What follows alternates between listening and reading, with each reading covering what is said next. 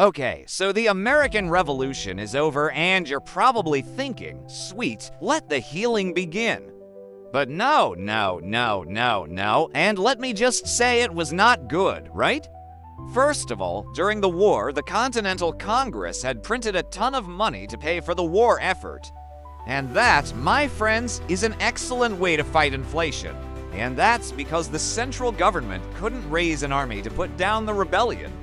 Now, while they were there, it became obvious to many of the delegates that the economic crisis was so severe that the nation could collapse at any moment. And so several of them, including James Madison, began to argue for a strong central bank that could stabilize the currency and encourage trade, signing out. But when they presented this proposal at the Constitutional Convention, it was rejected because many of the delegates, especially those from rural areas, feared that a strong central bank would take too much power away from the states. And so the framers compromised and created a system of checks and balances between the federal and state governments that would regulate the currency and promote trade.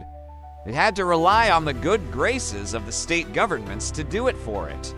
And that revealed the fatal flaw in the Articles of Confederation.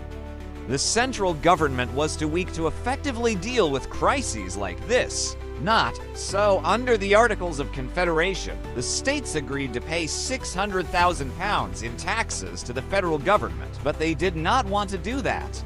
And that lack of revenue meant that the central government couldn't pay back the loans that it had taken out during the war.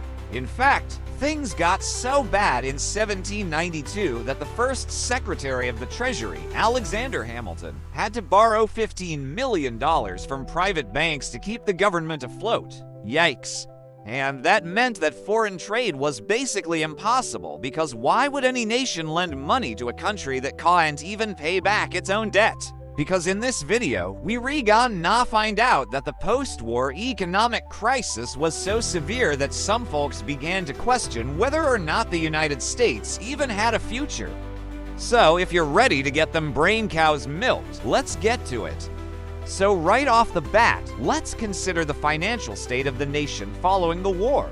Now, to make matters worse, each state imposed its own tariffs on goods coming from other states. And that meant that trade between states was difficult and expensive. Now, at the same time, prices were soaring because of the inflation that we talked about earlier, and that led to widespread foreclosures.